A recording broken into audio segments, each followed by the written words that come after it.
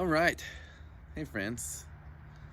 So I figured I've got quite a few good representatives of certain species. Oh, there's Catboy.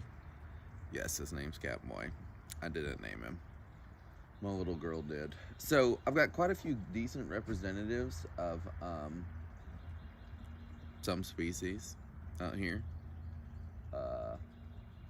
And good representatives of certain families. I'm going to walk around and I'll show you some of them. So first is this, well, you can see it right here. The dogwoods are blooming. It's important to note that, once again, these are modified bracts. These white things here. Let me see if I can zoom in. Let's see, it's a little late on the dogwood flowers, but these are like the Asteraceae. These are like the asters. Dogwoods are in this weird family. So this is Cornus Florida, or just dogwood. There's a Cornus alternifolia, which has alternate leaves rather than directly across. Anyways, these, focus. What's wrong with you? Maybe because it's overcast today. Anyways, these flowers, are like the asters. Those have tiny little flowers in there, and the white part is modified bract. The Corneaceae family, it's a phylogenetic mess. Basically, they try to put them in their own family, but it's just dogwoods. There's a Cornicerida. God, I can't even think of the common name for it. But there's basically a ground cover that kind of grows up in the Appalachian Mountains. It looks almost exactly like this, but it's only like 4 or 5 inches tall. It's also in the family, but there's not a whole lot of other members. There's definitely none that I'm familiar with, and they just kind of put it in its own family because of phylogenetic mapping. So you see that pink thing off in the distance. We're going to go over to it next because that is a plum tree. And a plum tree behind me, that big purple leaf thing, right there, it's also a purple leaf plum. The older trees tend to bloom about a month earlier. I've noticed the same thing with magnolias. I guess they just have better access to nutrients with a larger root system or whatever. It works out great for magnolias because the younger ones, their flowers don't tend to be damaged by frost because they leaf out later. Anyways, this is a purple leaf plum. This is in the rose family, the Rosaceae. Rose flowers, y'all, I keep talking only about flowers, by the way. Hopefully I'll have clarified this at some other point, but if I haven't, let me just clarify. Flowers are by far and away the easiest way to ID a lot of things outside of trees. And even some trees, it's useful to look at their flower structure because it's easy to figure out what family they are in based on that. But because other families, or most families, if you try and use other characteristics, it can get really tricky. So flowers, that's why when a plant is in flower, especially herbaceous plants, it's the easiest to identify them. So the rose family typically has showy flowers, and I'll show you an example of that with the cherry tree out front. But rose family includes a ton of weird things, like not a ton of weird things, a ton of common fruits and so forth. God, it just makes your shoulder so tired holding this dang phone. Like apricots and plums and peaches and apples and strawberries and raspberries, all in the rose family. So let me turn this around and show you this flower up close. So here, let's see if I can get this thing to focus. Here we have the flower of a purple leaf plum, and you can see it has 5 petals. It also, let's see if I can flip this over. It also has 5 stamens. 5 sepals. It also has stamens that are fused to the petals and to the sepals. Let me see if I can, hold on, let's see if I can hold these petals off real quick. Bear with me while you're staring at, my palm. So flowers in the rose family have this cup-like structure at the base called a hypanthium, where the stamens, you can see this, stamens, are fused to the base of the sepals, and the petals are also fused right in there. You can still see that pistil slash carpel sticking out of the middle.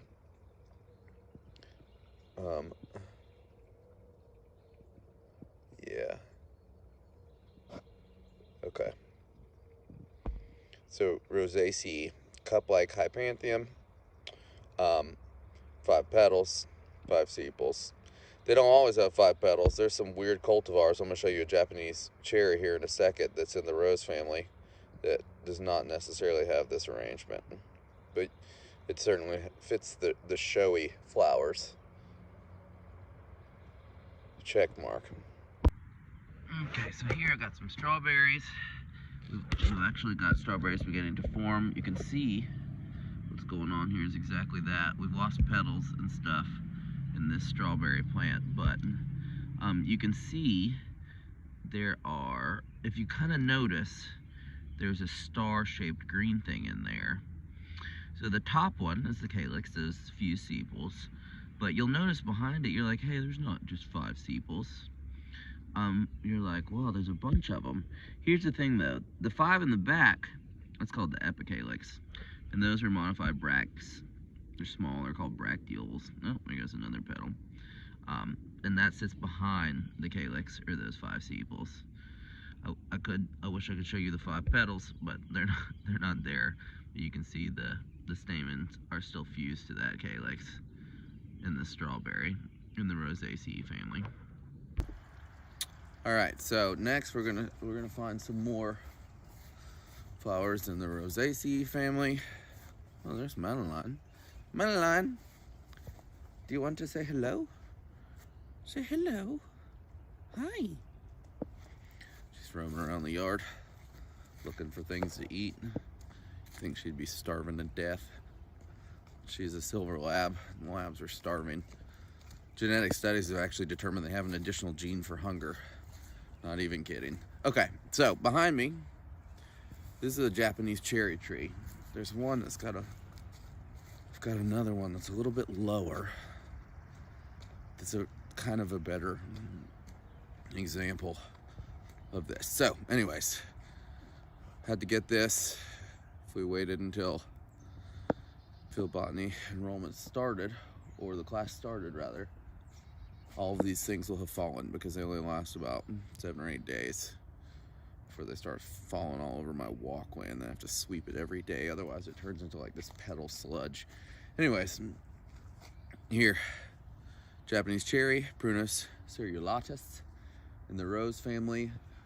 Once again, you can't be like, well, there's only 5 petals in here. There's a ton of petals in here. I don't know if this was bred or if this was some, whenever you see a fancy hybrid in cultivation, you guys, there's 2 possibilities. Somebody bred it by crossing various varieties or species within the genus, oftentimes. Sometimes you can have cross-genus hybrids as well.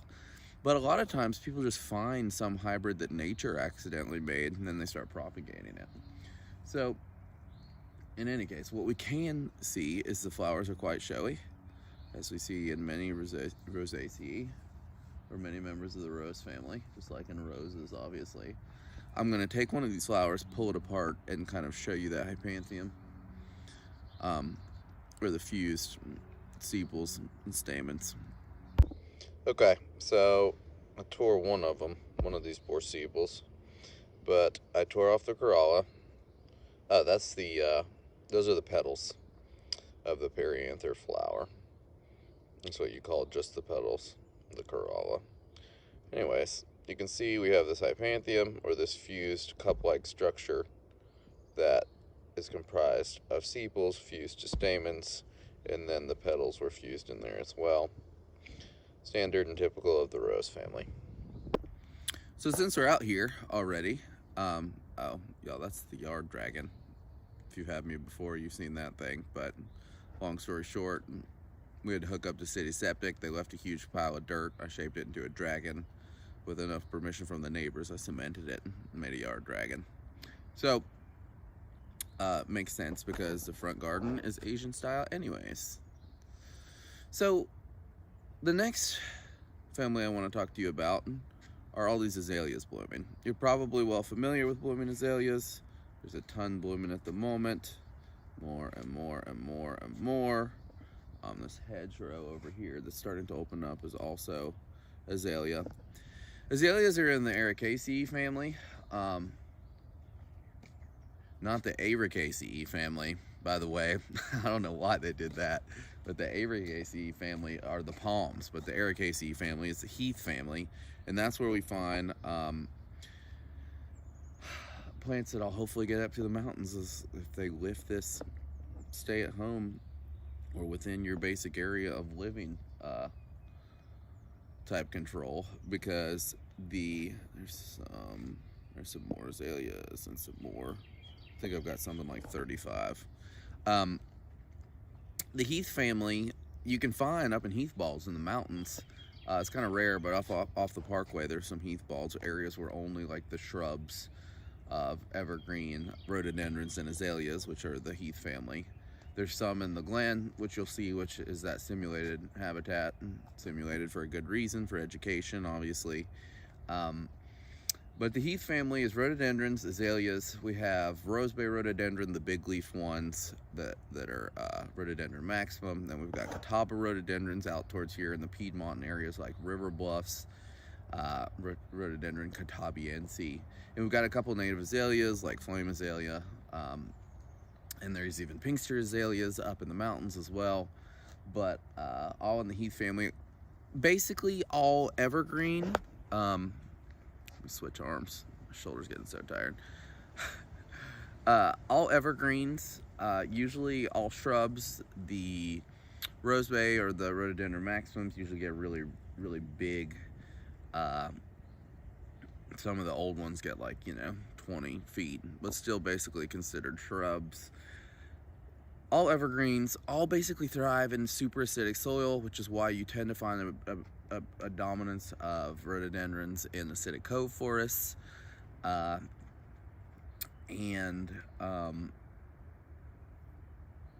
yeah, those are the most defining characteristics. They thrive in terrible soil, usually old sol, like heavy clay, acidic soil, areas that other plants can't survive in. What's really interesting, however, is a lot of these azalea varieties that we have over here are not native. They're all Asian. A lot of them came over from Japan in the plant trade in the mid-1900s, and they thrive here because a lot of areas of Japan also has poor soil, and we're at a similar latitude, and then we have a similar climate.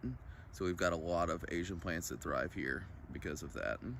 So Ericaceae, the Heath family. I'll show you guys the flowers of these azaleas. Once again, these are cultivated varieties, Japanese. I think probably Azalea indicum or some other Asian variety, but the flowers cannot usually be used to distinguish any of these things. I'll show you because look, there's a lot of, here's a double bloom variety, just to give you an example. Foliage is a little better indicator. We'll see how that's kind of similar to the native flame azalea, rhododendron, calendulaceum, whenever we get out to see some native azaleas. So, show you guys some non-native irises. Showed you cristata before, but let me show you this one because the differences in the flower are even more pronounced in these varieties. I think this is tinctora. It's some Chinese iris. So if you look at the flower structure, you see these petals are the things that are sticking up right there. Interspersed between those, we've got these sepals. And then we've got this petaloid sepal with this flattened stigma, that landing strip on it. Way more pronounced in these. God, it smells heavenly. In these cultivated varieties of the iris family or the Iridaceae. You can see the giant grass-like foliage. I've got, let me see if I can sneak through the back of here. Rows and rows of irises. Oh, there's another one blooming. So this is a bearded iris. This is a hybrid. cultivated variety. But once again, petals sticking up, sepals sticking down, giant, you can see in this particular case, giant petaloid sepal with that flattened stigma, although it's pretty pronounced right here. Bearded iris because of these fluffy beards at the base. Okay, so next I want to show you some Lamaceae, which is a mint family. So I've got a couple different examples, I think. So,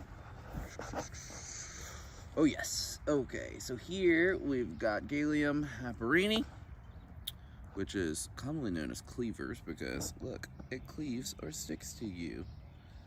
This guy is in the mint family. Let's look at some of the characteristics. So the leaves here are whorled, but most Lamaceae have leaves directly across from each other, and if you look closely, the leaves are directly across from each other, even if they're in this kind of whorled arrangement. Also, giveaway for Lamiaceae. See if I can get that to actually focus for you guys. I may have to turn this around. It's got a square stem. If you cannot see that, do not fret. I'm going to find an even better example with our catmint, which is an intergeneric hybrid of Nepeta species. Intergeneric just means they took a couple different genuses and they put them together. Okay, so this big mound right here is catmint. The cats usually come over here and stick their face in here once or twice a day. It smells heavenly, like most Lamaceae family. Right beside it, this thing right here, this is wild bergamot, or Monarda fistulosa. And kind of easy to see here are the square-like stems. I'm gonna turn this camera around and show you guys. Okay, so here's catmint. Oh yeah, you can see it. You can see it now. You can see it now. Oh yeah, square stem. Leaves directly opposite from each other. This thing's getting ready to bloom. There's so much of this stuff, I don't care if I do damage to it. With the wild bergamot, however, I will not tear it off. I am very sorry. But you can see, you can probably see that square stem arrangement, leaves opposite from each other. Monarda fistulosa, wild bergamot, intergeneric hybrid of Nepeta species, catmint. Then we've got that cleavers, all Lamiaceae, all in the mint family, good smell, opposite leaves, square stalk. Okay, so here we've got Heuchera americana, or alum root, coral bells, they're also commonly called. They have coral-shaped bell flowers. Now, what does it look like? Maybe you're creative enough to think that it looks like the hardleaf foam flower, kind of. And this is also in the Saxifragaceae, that family where we can't really classify things too well, although a lot of them tend to have these flower arrangements. These are called racemes, by the way. When you get this long flower with these little offsets of blooms.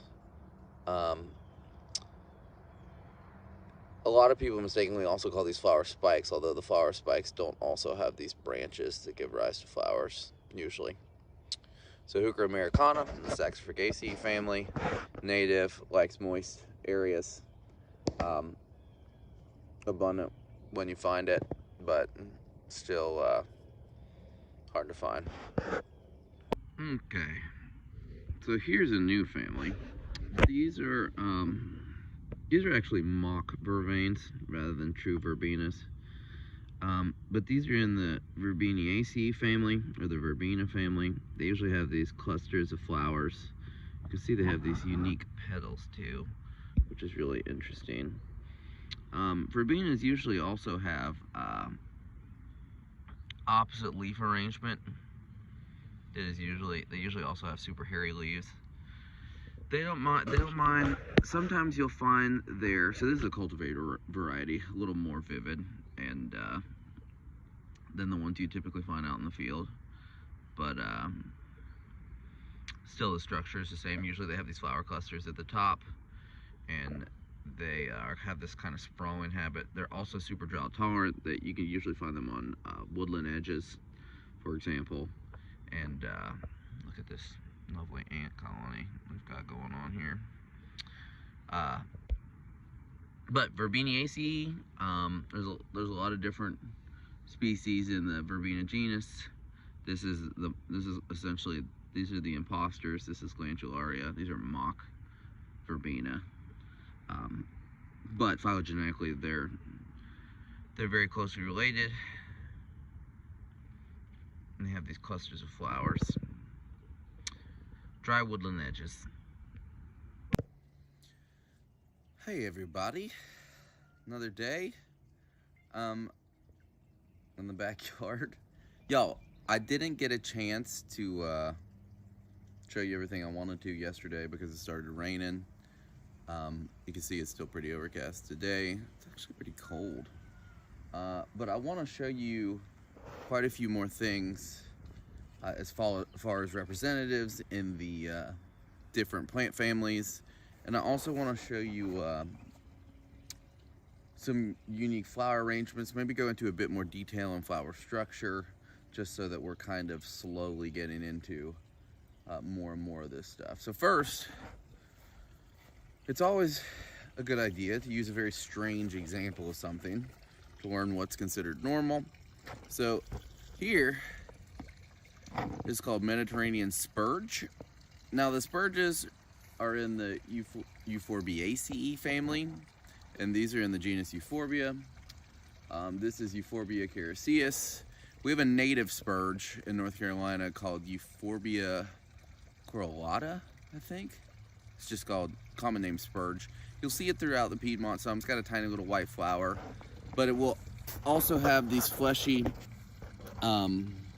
succulenty stems and petioles, so peduncles, petioles going out to these flowers here. But there's no petals or sepals on this plant, so I'm going to turn this around and we'll look at this flower structure quite a bit closer. Okay, so this is a Cyathium. It's a very strange and weird flower. No petals, no sepals.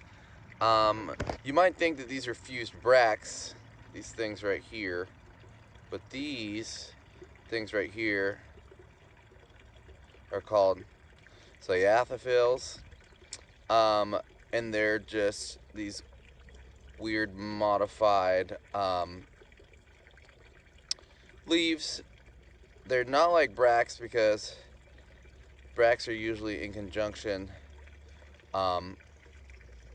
at the base of a flower, and in fact, remember, fused bracts are called involucres, and these essentially have involucres at the base of them. Let me see if I can get this to focus.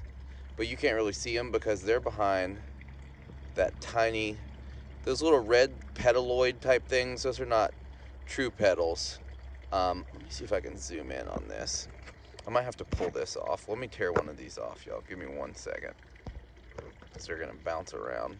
It'll give us a minute to see the latex that the Euphorbia exude. Highly toxic, highly irritable. So first, let's look at the sap. Focus. Come on. No? It's just like, that is not something I can focus in on. Anyways, you see the milky sap coming out of the bottom. That latex, extremely irritating, full of all kinds of inflammatory esters and triterpenes. Yeah, see, it'll focus on the flower. All right, now let me lay this down and see if we can look really closely at this. Okay, so there we go. Now let me see if I can zoom. Yes. Okay, so the Cyathophil in the background. Let me get something to point at this stuff. This crane's bill stem ought to work.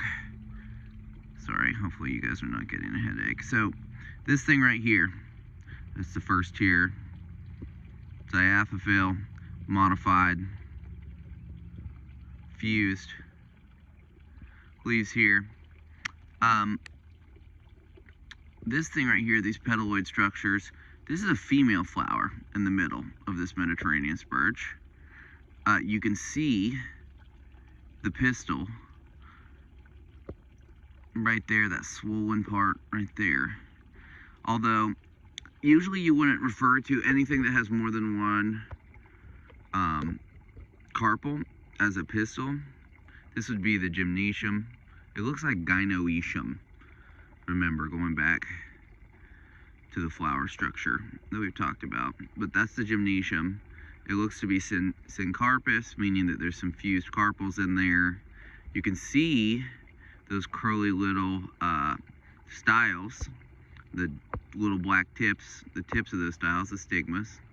And then that swollen, kind of extroverted. You wouldn't say that that's like a superior ovary and that it's epigynous, but just because it's not a true flower, some weird modified flower with no petals or sepals. Up here in the front, these two things right here are the male flowers. Let me point at these. Sorry, these things are tiny. Male flowers. These are the stamens poking up out of the middle of those. Right there. Super rare, weird flower structure that's kind of unlike all of our other flower structures. These things called Cyathium or Cyathium, in these Mediterranean spurge, in this Mediterranean spurge. Remember, one native species that we also just call spurge. There's a little white flower, the one in North Carolina does. Maybe we'll find some of it later, but you can find it in the Piedmont. Unique flower structure, super cool. I also wanted to pull back one of those Cyathiums, those weird little specialized leaves that are the dish shapes on the male flower, and you can see that swollen little thing off to the side. That's actually a nectar gland. So no flowers, but still flower looking, right? Still technically called an inflorescence, I suppose, because it is a flower-like structure. Actually, let's look more at the whole plant up here. So if you can see kind of how these are arranged, I think these have determinate growth. I think technically they're cymes, which remember is just a kind of inflorescence where we've got multiple flowers that are all branching from various points depending on their branching structure, is how we phrase that particular inflorescence type. So in the spurge here, this looks like, I guess you would call this an umbellate cyme. The top is kind of in an umbel. But remember, determinate growth, just that terminal flower bud is the first thing to bloom. And then below that is where you get the subsequent openings. So, and a cyme is just this inflorescence, this complex inflorescence with determinate growth. We'll take a look at some other examples. Actually, we'll go back to the cherry tree, and I'll show you some other, a simple umbel, which is a little easier to see than in this in these weird flowers that we see in the euphorbia. Okay, so I think we're gonna head, we'll check out the cherry trees. We're gonna, what else do I wanna do? We're gonna, oh, you guys, before we leave the euphorbia, the Cyathiums, they're not gonna last much longer. It's probably another week or so. Euphorbia, think I'm getting this right. They're the only, I don't know if it's the whole Euphorbiaceae family or it's just the genus Euphorbia, but they're the only plants that can use CAM, C3, and C4 pathways of photosynthesis. Talk about a highly adapted plant, which is probably why, even though it's succulent-y, meaning that it can store water, it has that rubbery feel, it still does well, even in this crazy, terrible soil of North Carolina, although mine's highly amended.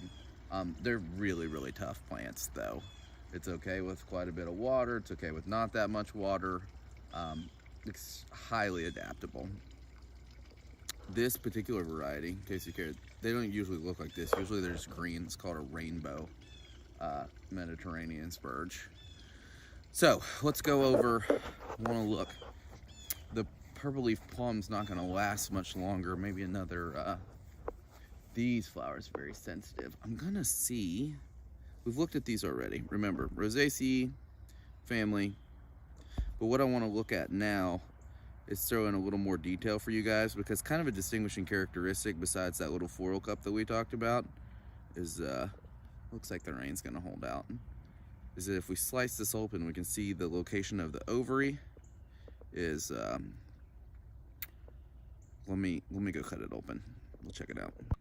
Okay, so I sliced open the hypanthium or floral cup of this plum flower in the Rosaceae family, and you can see, hopefully, yeah, it's focusing pretty decently for you. You can see the bottom of the carpel right there, and you can see how it sits perfectly in that cup. And this is called Perdigenous Arrangement, and we'll see that there's a lot of different versions of this. Well, there's not a lot. There's 3 different versions of this when you look at how the ovary, where the bottom of the carpel there,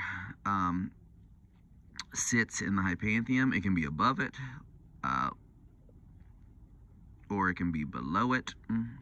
If it's above it, it's called epigynous. If it's below it, it's called hypogynous. And one of the distinguishing characteristics of this Rosaceae family is this perfect arrangement, where we have this Perdigenous arrangement of the ovary sitting in the hypanthium, or the floral cup right there. Once again, hypanthium right here in the rose family, we've got fused stamens right there with the calyx, and the petals are also fused to that, but I pulled them off. So let's head back to the cherry tree, and we'll, because these petals are about to fall off as well. So once again, more in the rose family. Today, let's add some more detail. So if we can get a good look at these, I might have to strip some of these off. Get a good look at the, here, let me just pull a cluster off. Okay, here, let me turn this around real quick. Actually, I can show it to you. So, this little thing at the base here, focusing. It's like my face is preventing it from focusing. Those are those fused bracts, or what we call an involucre. Cherry trees usually have a simple umbel. So once again, getting into inflorescent types. So basically you can have a single flower, solitary, right? And if the first bud that blooms is the terminal bud, or at the top of, or at the tip of that growth, then that's going to be what we call determinate growth. And if the flowers start to flower essentially up the side of the stem, if the ones at the bottom flower first, that's called indeterminate growth. Okay, different types of inflorescences. If we get into flower clusters where the very first flower is at the tip, we call those cymes. And if we get into inflorescences that are indeterminate, that flower, let's just pull all these petals off, the flower at the side of the stem first, then we have indeterminate flower growth, And if it's in clusters, those inflorescences are called racemes. There's lots of different types of racemus or racemous growth. Here we're looking at a very simple umbel. We can get into compound umbels, which we'll look at as well, though there's not a lot of those in bloom early spring. But here you can see involucre, fused bracts at the base, and then we still have, there's still a calyx at the bottom, those fused sepals at the bottom here. And then we have these flower pedicels holding these flowers up, but they're in a cluster here. It's getting kind of sappy, it looks like, in this simple umbel or racemus indeterminate inflorescence. Oh, so many words. I know you guys. So, Rosaceae, because the hypanthium is this perfect cup-like shape, is Perdigenous.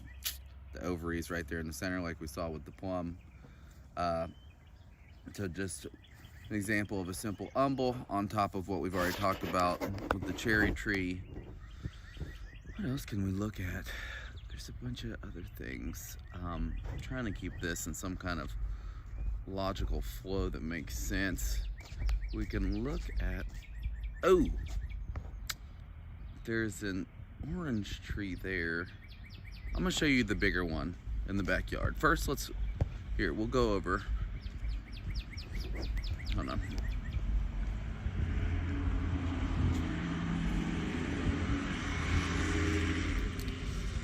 Thank you, essential workers. Okay, so here, this is called a citrus trifoliata. You can see the trifolia arrangement of the leaves. It sets at 3 there. It's also called a hardy orange or bitter orange. It's in the Rutaceae family. Their flowers are all over the place, but they have one distinguishing characteristic, or synapomorphy, that's shared among them, and it's extremely odoriferous smell-o-vision. It smells like it's got a little bit of a citrusy smell, kind of like a limey type smell. These are considered technically some type of an invasive plant, but they're so small, they grow so slow. This thing right here, this thing is like 5 or 6 years old. It's a decade before it starts to produce fruit. When they do produce fruit, they tend to pop up all over the place. So technically it's an exotic invasive, although I've never seen it displace anything. It's certainly not a kudzu or empress tree or I always forget the common names. Albizia. Anyways, Rutaceae, sweet smelling foliage, kind of a citrusy smell, kind of smells like a sweet, delicious salad leaf almost. Now, obviously, it's not the only plant family that has aromatic foliage. We've talked about the Lamiaceae or the mint family already with their square stems and opposite leaf arrangement. I'm trying to think of what else I could tell you. You guys know all about citrus fruits. Citruses, obviously a really important commercial crop. Their family has aromatic foliage. A lot of them are shrubs. Oh, let me go back real quick. Hold tight. A lot of them have thorns. This one has some of the most gnarly thorns ever. That's why it can make a great hedge. University of Louisiana. You guys see that? Boom. Giant thorns all over this thing. You can kind of see them. University of Louisiana has it's a giant, like 100-foot hedge of them, which is really cool. I'm gonna attempt the same thing between me and my neighbors. She doesn't like our dog that much, so. What else we got? Oh, so the largest grass species in North America that's native. This is our only native bamboo. Arundinaria, Gigantea, or river cane. This, I would venture to say, very few people have in their yard. I stole it from the university because it was going to be destroyed by the light rail construction. So I transplanted as much as I could out of those areas. It's very tricky to transplant. I probably transplanted 30 or 40, and 4 survived. You gotta definitely get a lot of these culms whenever you try to transplant a chunk of the rhizome. Super important cane breaks, or the habitats. We'll look at them. I'm gonna go to the floodplain down off Toby Creek, and you'll be able to see that the it's filled with all kinds of river cane. Very important for people throughout human history. The Catawba, the Cherokee would use it to make blowguns. This stuff will get 10-12 feet once you get a giant old colony. Then they would use it's also very important for native wildlife. What was I saying? Cane breaks are a rare habitat type because they've been destroyed. The vast majority of them, something like 2% of the remaining native cane breaks are left. And this is a big deal because a ton of native wildlife depend on these species. This is the host plant for a bunch of native butterflies as well. What else is around here that I can show you guys? Largest grass species, only native bamboo. You'll see things that look like grasses, and we're going to talk about the difference between those, but sedges look like grasses, but they have triangular stems, whereas these grasses have circular stems. Find you guys some more stuff. Hold on. I'm going to try to get you guys a little closer on the, because I don't grow a lot of grasses. There's some in the field behind the house that we may be able to go see, but these are, let's see, what can I do? These are, so grasses are hollow. Grasses are hollow. They have these things called culms, which are these sections in between these inner nodes or areas of growth. Their leaves, let's take a look at the leaves. So this is the Poaceae family, and although Arundinaria or river cane is in it, why do you try to hold the freaking leaf still? All the important grasses in this family, not that this one isn't important, are things like wheat, barley, millet. All of these are in the Poaceae. I think it's definitely one of the most diverse families. I don't have any flower spikes to show you on this thing. River cane hardly ever flowers. It usually just divides or spreads by rhizome. So if you look at the veins, though, grasses have those straight veins, which is very common. You can see it in the Iridaceae as well, or the irises. And that's because these are monocots. Monocots usually have parallel veins in their leaves rather than the veins you see in leaves, which we'll look at here in a little bit. So, river cane, hollow stems, and we'll go look at it. I got the largest sedge in the grow room in the house that we'll take a look at here in a little bit to compare. Okay, so here in the grow room, this is where I keep the tropicals over the winter. I've taken most of them out because it's warmed up enough outside, but there's still something in here I want to show you guys, actually. So in this giant bucket here with half of these things falling to pieces, this is Papyrus, Versiferous papyrus. This is also called papyrus sedge. This, I believe, is the world's largest sedge. It's essentially the equivalent of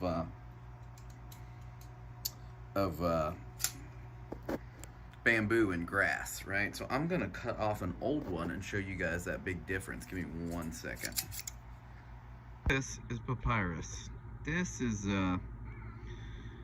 there are huge swamps of papyrus that grow out on peat or spread throughout Central Africa. You've probably heard papyrus is used to make the first paper, and in fact the Egyptians kind of held it over the heads of the ancient Greeks They used to try and raid the papyrus swamps to heat their giant hot tubs, nonetheless. Anyways, the Egyptians had this magical process for converting the central part of the pith of this. So you can see it's not completely hollow like a grass, kind of spongy, and based on vascular arrangement, you may be able to guess it's obviously a monocot, but spongy, not hollow, triangular. The largest of the sedges compared to grasses. You can see the head of this thing. This is obviously a dead one. Looks like a Trifolia tree. I love this stuff. So just wanted to show you some sedges. There's a ton of sedges here. Triangular stems. That's how you know them different from grasses that are filled. None of them look as cool as this one, but hopefully we can find some others. This is just a sedge I had at the house. I'm super pumped about this one. So this is a ground orchid. This particular variety is called a Kalanthi. Ground orchids are awesome because the orchids you buy at the store are a pain in the butt to keep alive if you don't have perfect humidity and light and everything else. So in the Orchidaceae family, the orchid family, orchids are the most diverse and I think largest in number of all the plant family. Well known because they have this highly modified petal in the center here, where a central petal, this highly modified central petal, it's called a labellum because it looks like a lip. It's right across from this fertile anther up at the top there. This labellum, this one is not, doesn't have a wide range of features, but sometimes the labellums have a crazy wide range of features. So let me see if I can point to the... So typically, this labellum, sometimes even the labellum is huge and diverse in structure. And the top part of it is usually referred to as the hypokyle, and then the medial portion is the mesokyle, and then below that is the epikyle. But in most orchids, basic orchid structure, you see just this labellum. They also have tiny seeds, finer than grains of sand. The commercial propagators usually grow them in petri dishes, just kind of like when we culture bacteria, by the way. But I'm super pumped. I was able to show you guys an orchid this early in the season. It's early spring, and ground orchids are one of the few orchids that bloom this early. We've got native orchids. We've got cypripediums, like yellow and pink lady slippers, which I'll definitely follow up with once we have some of those bloom. We have some of those in the Piedmont too, in highly undisturbed mesic woods. And of course they're all over the mountains, which I'll hopefully get to be able to show you as well. We also have Downey Rattlesnake Plantain, which is another native orchid. North Carolina's well represented in the orchid family, just not this early in the season like we can see with the ground orchids. Let's see what else we can find you guys after this ground orchid. So I'm trying to focus on flowers mainly right now because there's a lot of cool flowers out in early spring. Leaves are starting, or trees are starting to begin to leaf out, and we'll focus more on leaves for tree ID in the future. The Acer is also blooming behind me, the Japanese maple. We'll talk a little bit about that. And this, I'm just noticing this cherry in front of me is actually a little bigger, so it's a little more leafed out. Y'all, let me just show you something real quick. If it's not obvious, the bark of cherry trees is highly distinctive. And our native cherries, we've got black cherry, which is Prunus serratina.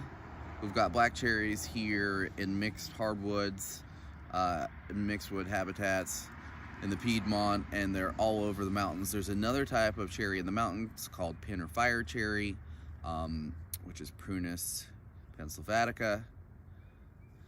But they all have this distinctive bark.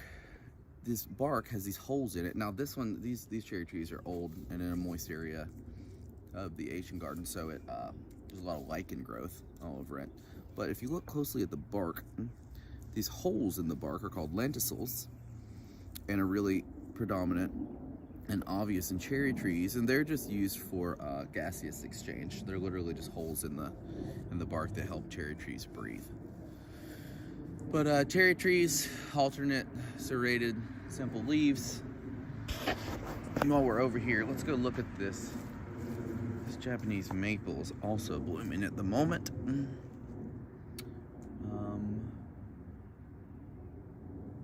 Hold on, let's see. I know I saw some of the flowers out.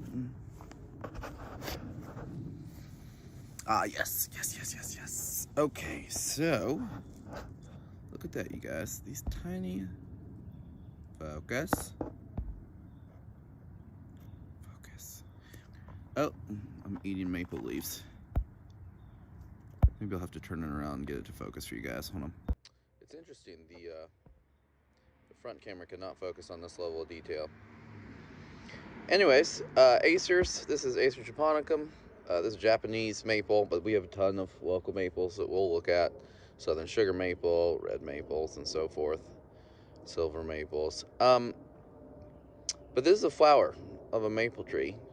This is in the Sapindaceae family, like we saw with the red buckeye. They used to be in their own family, and for ID purposes, it's probably easier to keep track of them that way. They're Acer, so they were in the Acer Ace family. Whoever decided this Ace rule is a real psychopath. But opposite leaf arrangements. See the leaf petiole. They all have this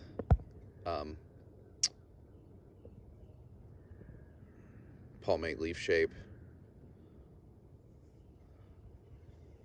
and they're always arranged oppositely in the maple family.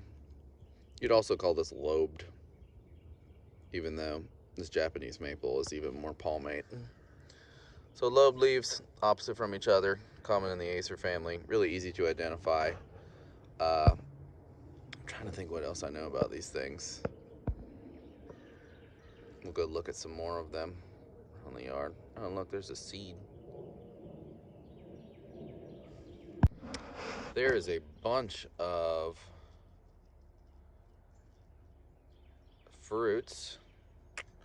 Yo, these winged things right here are called samaras.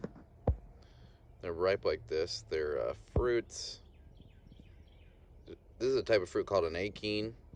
It has a samara is just a winged achene. Achene is just type of fruit where the outside of the ovary starts to form this modified portion around the seed. Strawberries are made up of achenes. That's actually what you can see. Totally different shape. Here's a winged version of one in a maple. If we pull this off, it's probably a bit early for me to cut it open and get anything cool out of it. But we'll try it anyways. Here, we'll cut this out when I make my way back to the front yard. Let's see if I can get a big one. You know, the red maples are probably better than the Japanese maples for this, so I'll go grab some of those tomorrow. Winged fruits. This one's split down the middle. Oh, I can't remember the word for that. Indehiscent, I think. Indehiscent. You have this fruit split down the middle. Winged fruit. This is just an extension of that ovary development.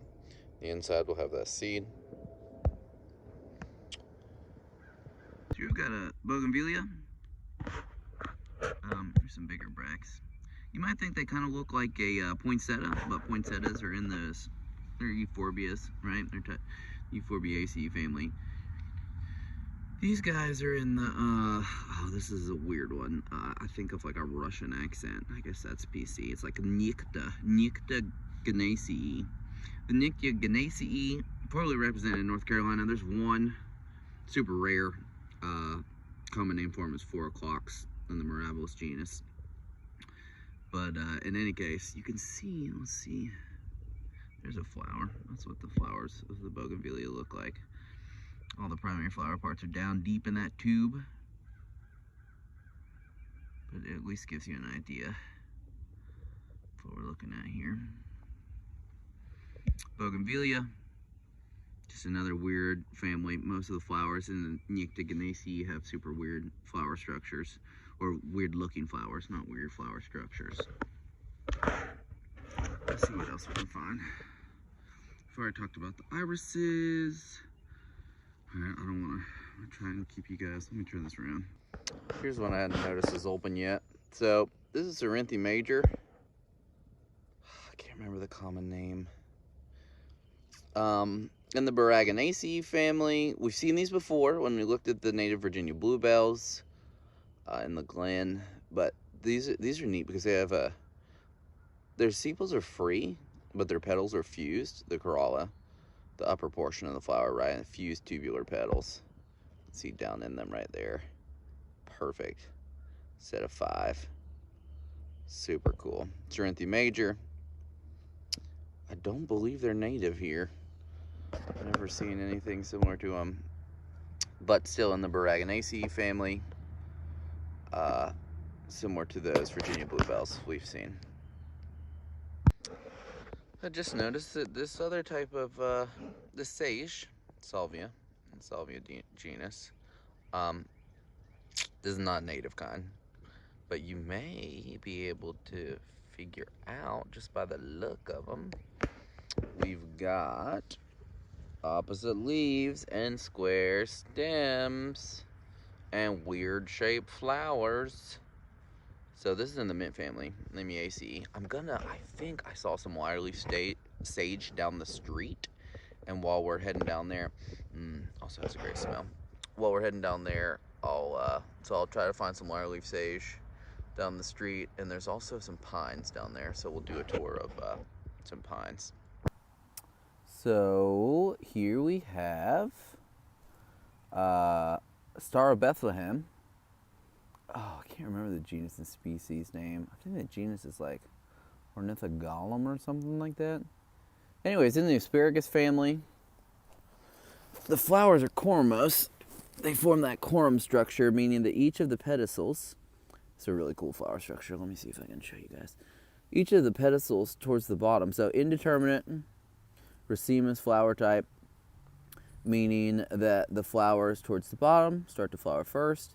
And each of these pedicels towards the bottom is longer because they all basically come up towards about the same level, right? So this is a corum, which is that inflorescence arrangement that's indeterminate, where all of the flowers come up towards the top there. Sorry, some alarm went off.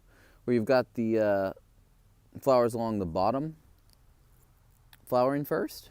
And you see they're kind of reaching up to the same height here, which is that corum-like inflorescence structure. And the pedicels are longer and longer to make that happen. The flowers, 6 tepals, since you can't really determine the difference between the sepals and the petals.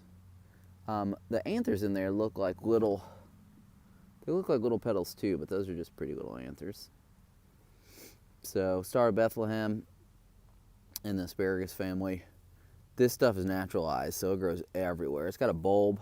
The leaves actually look like onions, but they're in the asparagus family. Very, very cool. Grows from a bulb, and wild all over the place. You'll see this stuff growing on the side of the road. Everywhere it's escaped, blooms early spring. All right, so we're gonna walk down the street in the neighborhood. Try to cross the street safely. Take a look at a bunch of pine trees that are growing along this forest edge right here. Bunch of pines behind me. We'll take a look at different characteristics of those as traffic goes by. Oh, sweet.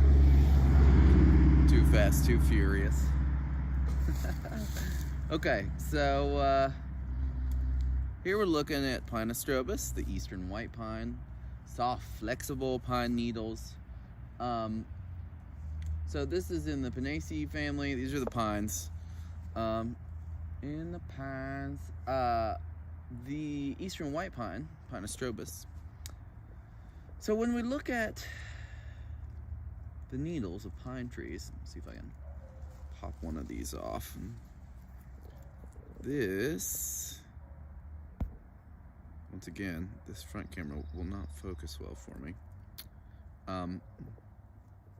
This is called a vasicle, or a bundle of pine needles. These are just modified leaves. Tough leaves. Pines thrive in early succession.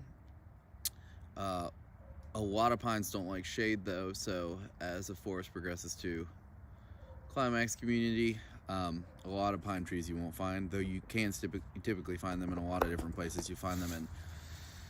You'll find eastern white pines still in, like I said, cove forests. They don't mind some shade, usually towards the edge.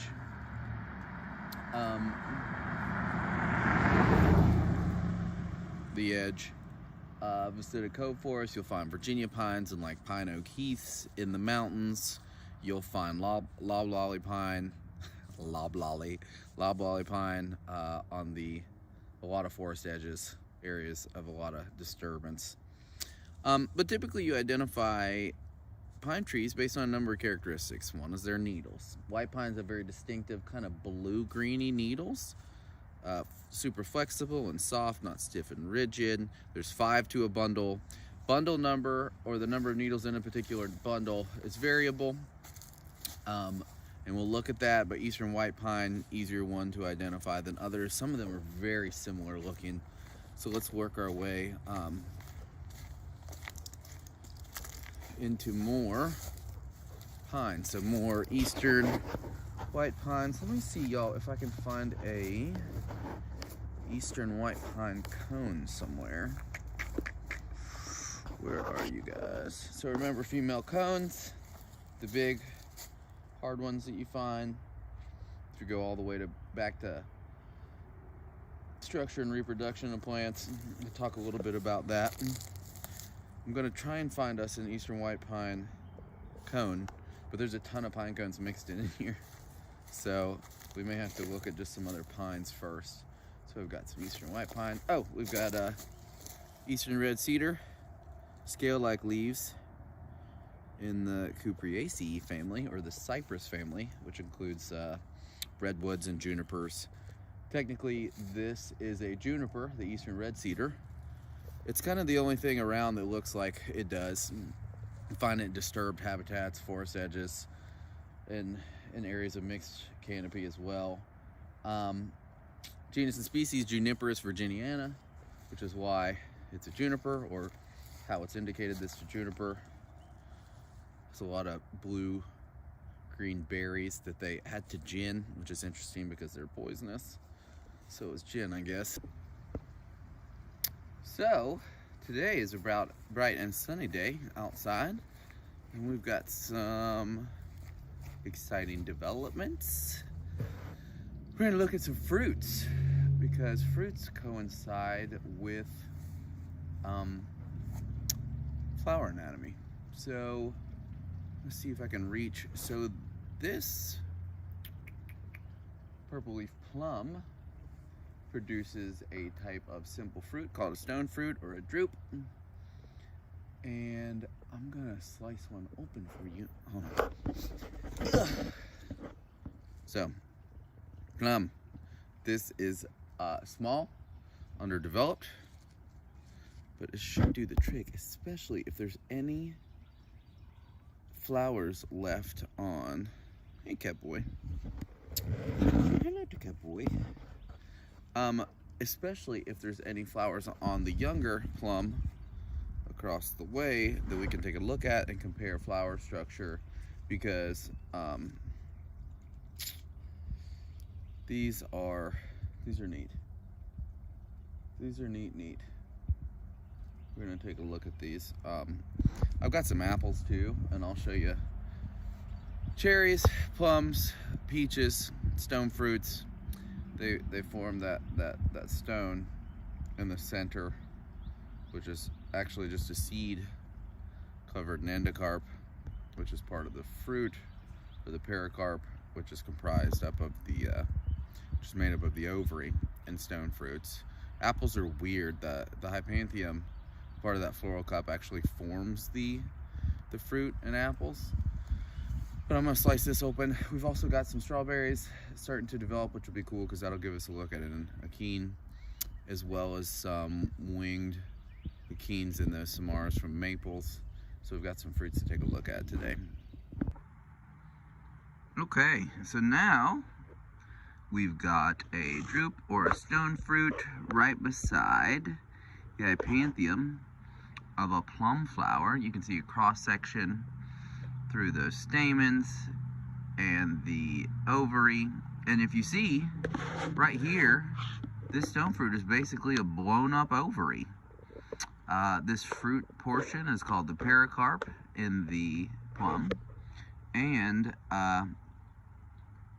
you can see all the different layers. So the outside is called the exocarp, and then that inside, the fruity portion that people eat, is called the mesocarp.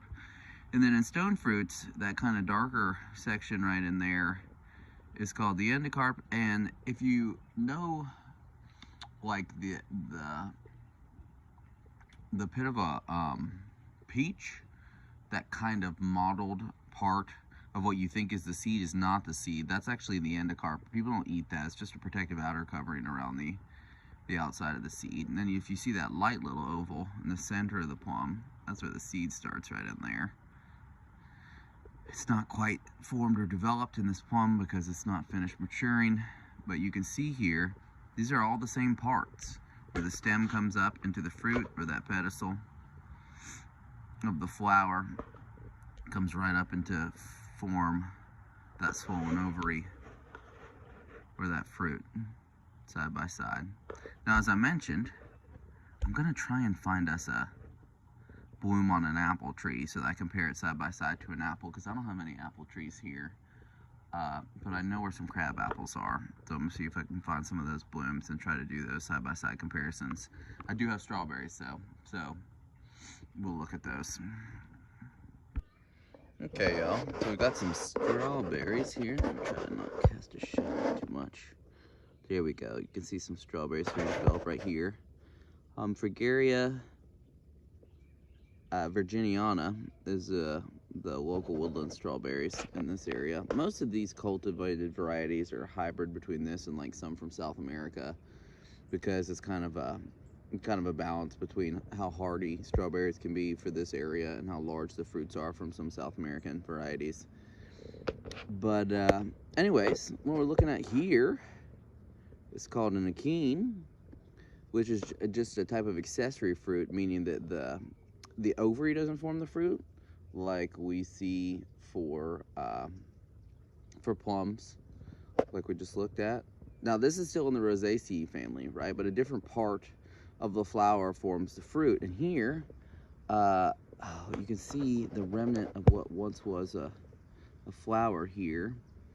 A strawberry flower has, I believe I have some video footage somewhere, has a ton of little pistils, right? All those, and all the female reproductive parts, right? The genetiums,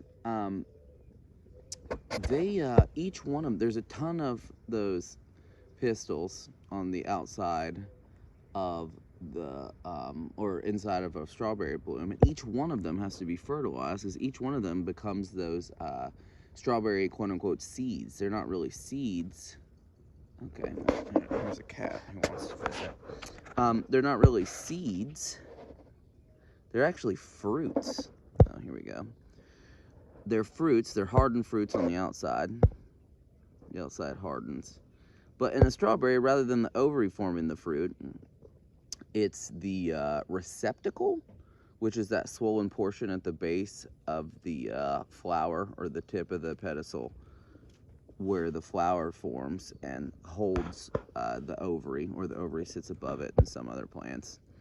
But in strawberries, that receptacle forms the fruit, and all those tiny little miniature accessory fruits, the quote-unquote seeds in the outside of a strawberry, those are each individual fruits, which is why they're called aggregate fruits also. So neat little fruit types that we see in strawberries, not formed from the ovary. Instead, we've got formation from a receptacle. We've got a bunch of different pistils being fertilized, and ton of tiny little fruits forming in one aggregate. Pretty cool, weird stuff. Hopefully that's clear, y'all. Okay, more members of the rose family. Never mind, this is a Samara. It's not supposed to be. He was not invited to the party yet. So these are rubus. God, there's a million different rubus species. There's blackberries and raspberries and dewberries and all kinds of different rubus species.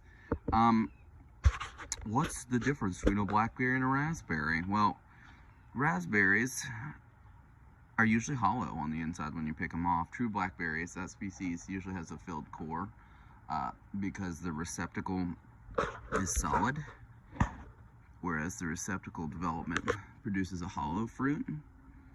And raspberries, once again, kind of like a strawberry, except for rather than an achene, we have true fruit development. You can see kind of that translucent fruit around those seeds, and that's a pericarp, similar to like what we see on the outside of a where did you go? On the outside of a plum. But right here in a raspberry, we've got this is an aggregate fruit again, because we've got a bunch of different. These are called drooplets rather than a single drupe. We have lots of drooplets, and these drooplets all form individual fruits. So all of those, once again, all of those pistils were fertilized, the ovary formed a pericarp, and then we have fruit development, but all those fruits are stuck together. If it was off the plant, and I'll try to find some of these eventually, you can see the stem of the plant, the calyx, the sepals would still be stuck there. One thing I would like to point out, if I can actually get it on video. Y'all ever notice, you've probably noticed the hairs sticking off of these? Well, those are the styles. Some hawk in the distance. Those are the styles left over that developed into the fruits when the ovaries became swollen and formed pericarps, or little miniature fruits that we call drooplets.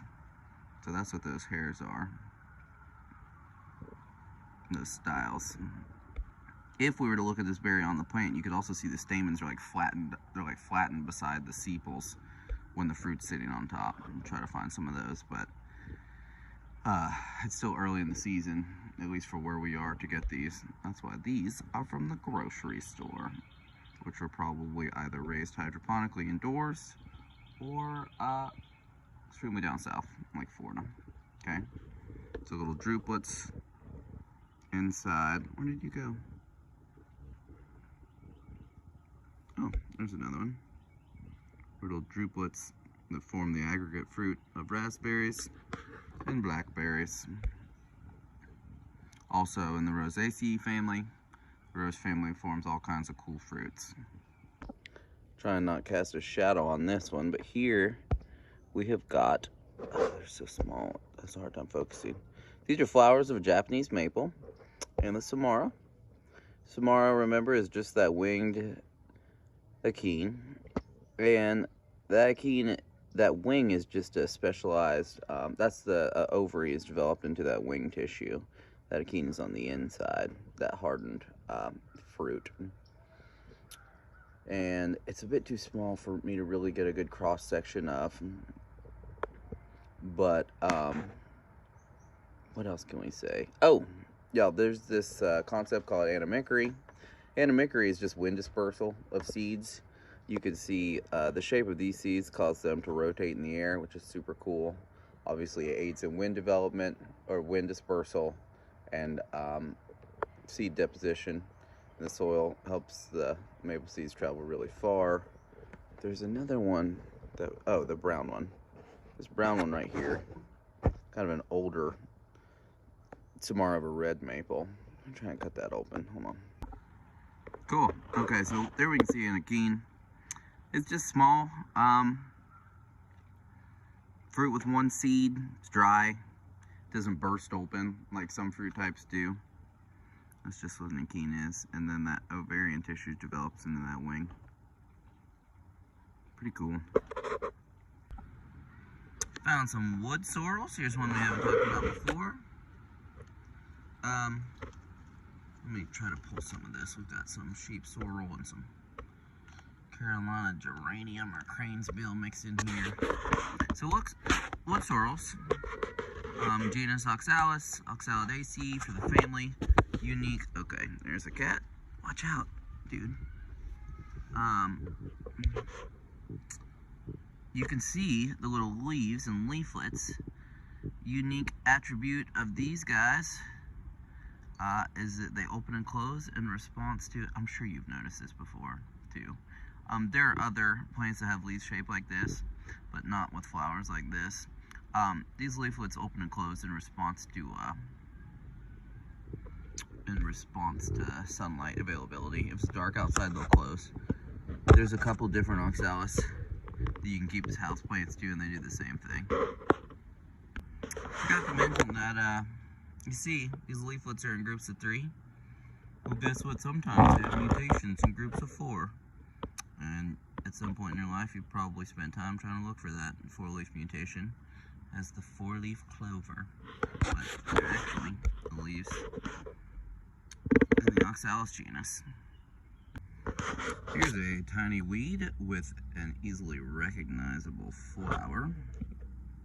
This is called Bird's Eye Speedwell, or Veronica Persica. It's in the Plantaginaceae, or the Plantago genus. Most of these are like plantains, which we'll see all over the place.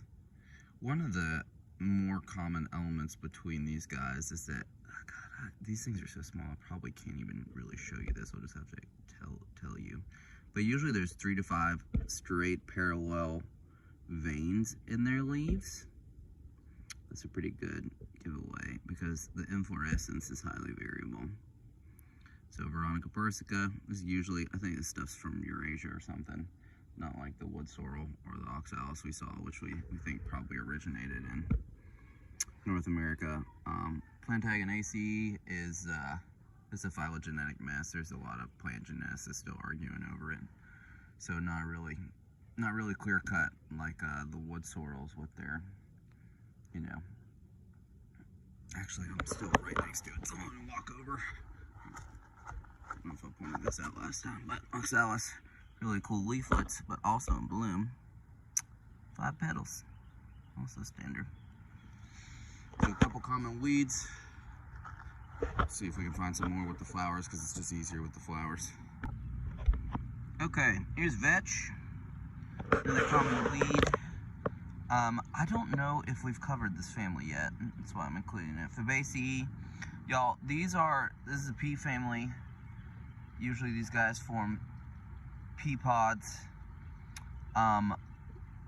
They are hardcore. They're probably the toughest, if definitely one of the toughest plant families out there. They can fix their own nitrogen because they form mycorrhizal associations. They have nodules on their roots that harbor bacteria that fix nitrogen from the atmosphere and essentially enrich the soil. And in that way it allows them to outcompete the native plants. Oh, okay. Hello, Katniss. Sorry. Get out of the way, woman.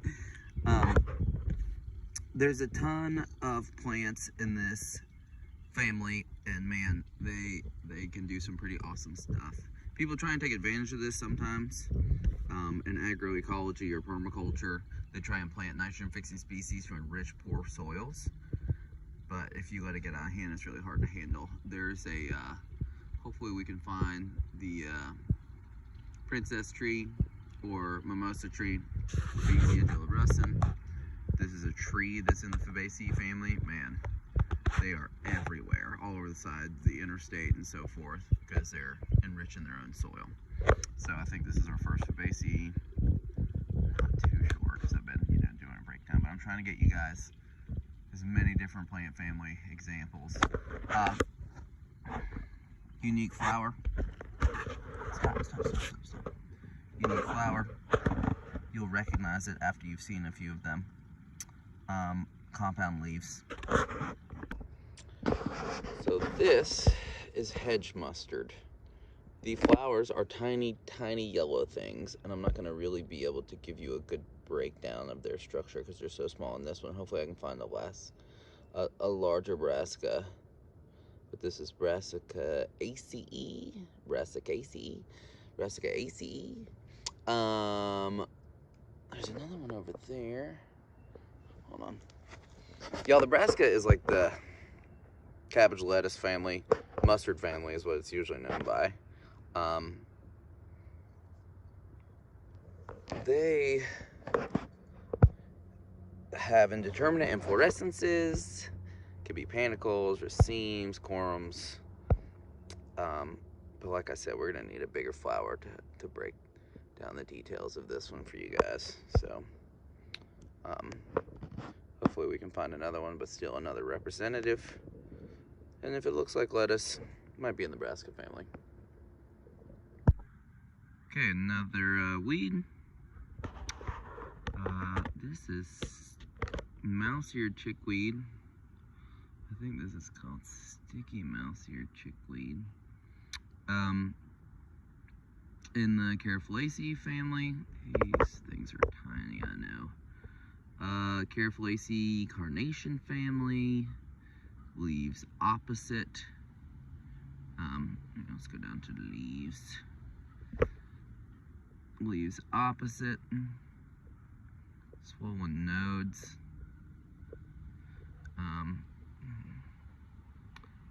Flowers, Papyrus. And you can see oftentimes, let me see if I can get that to zoom in, you guys. Oftentimes that petal will be notched petals. Carafolaceae, carnation family, Terratium. Sticky mouse-eared chickweed. Common weed all over the place. I think this is Eurasia. I don't think this is a native one. Alright, y'all. So under here are the seed pods of hairy bittergrass, and it is infuriating. I'm gonna see if I can try to get it to, see if you guys can actually see some of this. If I can touch some of these seeds, and you can see them. They jump when you touch them. I don't know if any of that worked. Oh, did you see any of that? Let me see if I can pull it out here and get him to do it. So, brassica family, cardamom hirsuta, hairy bittergrass stuff is infuriating. Maybe it needs the pressure of being in the ground still. But these seed pods explode. If you're ever walking along some weedy stuff and you see some seeds shoot out, usually it's hairy bittergrass. We don't have any of the leaves left or anything like that, but these seed pods eject seeds. Another Brassicaceae family member. Oh, there's some more. Let me see if I can get it to do it. Can you see that? Shooting me in the face, so hopefully you saw some of it. Ooh, the lilac is also in bloom. Just opened up. This has a heavenly smell. So lilac, this is in the Azaleas family. I don't really know it's the olive family, y'all. I don't know common characteristics amongst the olive family. I know their leaves are usually opposite, and I think their flowers are symmetrical. I think this is in the Syringa genus. I have no idea what particular species this particular lilac is. But in the olive family, probably due to some type of phylogenetic relatedness. And I should probably look those up. I don't know what the common features are. But cool to have an olive representative in the garden with common lilac. Okay, I don't have any, so this family, Hamamelidaceae, is the witch hazel family. And I don't have any native witch hazels in my yard. Probably need some, but this is Lauropetalum chinense, which is Chinese fringe flower. And the witch hazel flowers all look like this. Vernal witch hazel, witch hazel. They have these ribbon-like flowers. which is one common characteristic of the ham Ameladaceae. And we'll see if we can find some native ones somewhere else, but still good representatives of the witch hazel family with these. They've got a lot of weird other characteristics, but this is a sterile variety, so we won't talk in more detail about these flowers. Just for now, know if they look like they have ribbon-like flowers, probably type of witch hazel. Okay, so wandering down the street here, got some really good habitat for roadside disturbance area. This place happens to be full of all these purple flowers. These are Vinca major, periwinkle. They're in the Apocyanaceae family. Let's take a look at them because they have very distinctive features. First, leaves are usually opposite, sometimes whorled. There's a lot of variation in the flowers. Sometimes they're racemes. I think sometimes they're panicles. I can't remember.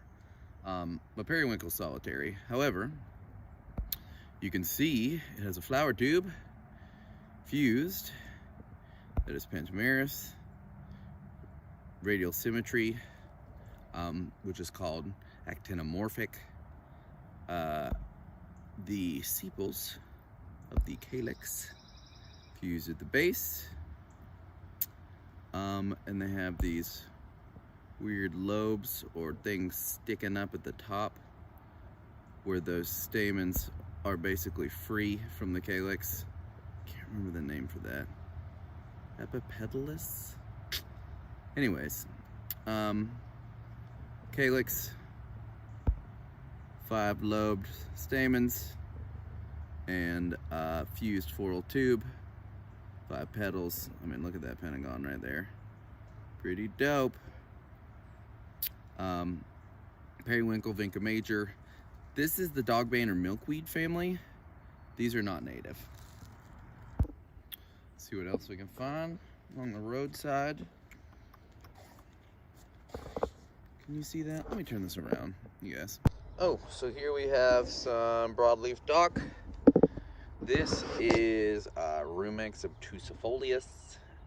It's in the Polygonaceae family, which produce anthocyanins and usually these red pigments. These are actually a really cool weed. I like these ones. I think they're naturalized in the US now. Anyways, Polygonaceae usually have these weird inflorescences that shoot up from here at the top. They're apetalous, they have no petals. They kind of look like just a big mess of chunks of seeds, but they're originally flowers that of course turn into seeds. So Polygonaceae, what else? Broadleaf dock, what else is in this field? Oh, there's some asters and somebody watching me record staring at the weeds. Probably like, what is this dude doing? So this is Philadelphia fleabane. What is the genus and species? Origeron philadelphicus, I think? Or Origeron philadelphicus? Yeah, I think that's it. Anyways, composite flowers.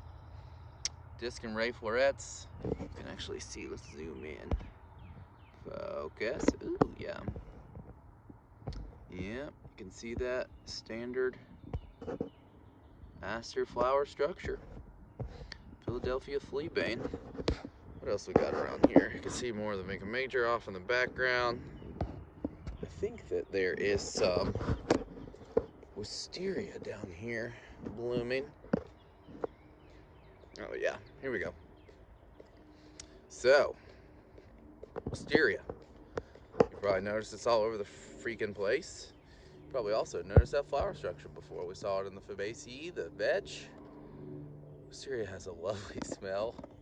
Highly invasive, like all the legumes are. Kudzu is in the legume, is in the Fabaceae, the family of legumes. Let's see what we got. More compound leaves of the Wisteria chinensis. There's Chinese and Japanese wisteria. There's actually a native wisteria too, from the southeast. Hard to tell the difference. Has a more compact flower structure. I've got some in the yard. I don't think any of it's blooming yet. Let's see what else we got. So Fabaceae, usually compound leaves. Y'all, some of these things have these things called pulvinus or pulvini at the base of their leaves, and they can close and open their leaves. Some of these in the Fabaceae family. There's a plant called sensitive mimosa. If you touch it, it can do that. And the mimosa tree does that in response to temperature and light and moisture availability. But wisteria does not do this, neither does kudzu, but both in the Fabaceae family. Let's see, any other flowers out for you guys? These are all rubus, all wild blackberry off to the side here. Roadsides are going to be a great place for you guys to explore. Oh, here's some more vetch. Yep, a couple different legumes taking over this particular area. Alright, I won't drag you guys around everywhere with me. I'll see what else I can find you. Alright, y'all, we got some grass here. This is, I believe what they call cocksfoot or cat's grass, or a lot of other hilarious names. So, grass in the Poaceae family. I don't know, y'all, my grasses are weak. I'm not great with grasses. I'm sure because this is on the side of the road and not one of the native grasses that I know that it's some Eurasian plant somewhere. It's probably also some grass that people plant in their yard, I'd guess. But you find a lot of grasses, obviously, that people plant in their yard on the side of the road, growing all the way to their full flowering. Here we have panicle inflorescence at the end of this grass. Kind of nice, honestly, but invasive and disastrous. Disastrous like all lawns in general. Lawns in general are disastrous because, God, y'all, they've done GIS studies on them and essentially have determined that most lawns are as impervious to water as a lot of, I'm gonna just keep looking for other grasses out here, are as impervious to water as concrete is. And people to have these beautiful yards, actually I'll show you my neighbor's yard. Shh, don't tell her. It's beautiful. The grass is beautiful. I can't, even though like I want the most beautiful garden ever, I just can't do it with the grass because you have to use a ton of synthetic nitrogen fertilizers that destroys the fungal and bacterial activity in the soil. It's terrible for the environment because then what happens is it rains, that nitrogen runs off, causes eutrophication in waters, causes algal blooms, increased protistum populations, clogs up the gills of fish, causes chytridiomycosis outbreaks, which is a fungal infection common in a lot of different streams that kills a lot of amphibians. So I have not had the heart to make my grass beautiful yet. My yard is mostly weeds because it feeds the bees, and that's what the soil is doing naturally. Found another bloom. Panicle arrangement for its inflorescence. This stuff is called sweetgrass. This is definitely, I know, a grass that people grow in their lawns. It's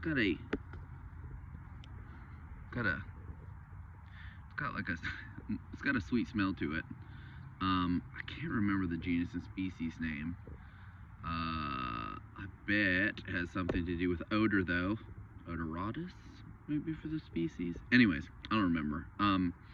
But sweetgrass, common long grass grown. You can see it's growing in here with all the periwinkle. But there's the flower head on it. Pretty easy to identify. It's a very distinctive look for the inflorescence. Look at that beautiful grass.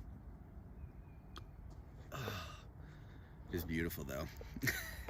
For real. And then you can see mine, not so beautiful. Also not mowed recently, but full of weeds. Also a yard dragon. Keep your nice grass. I'll keep my yard dragging.